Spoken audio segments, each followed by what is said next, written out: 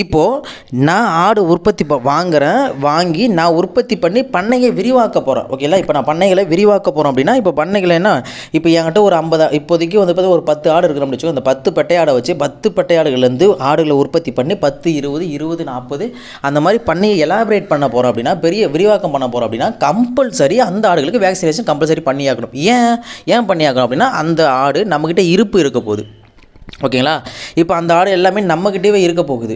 இங்கேருந்து வெளியே போய் ஒரு 2 மாதத்தில் ஆடு சேலாகி அதோட லைஃப் டைம் முடிஞ்சு ஆடு வெட்டுக்கு போயிருச்சு அப்படின்னா வேக்சினேஷன் அதிகமாக தேவைப்படாது.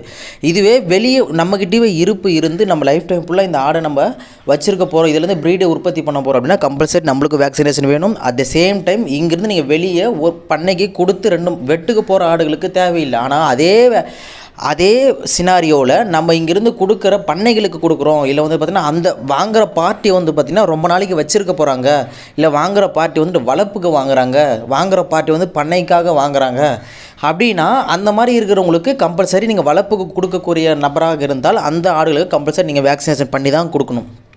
புரிஞ்சிருக்கும்னு நினைக்கிறேன்.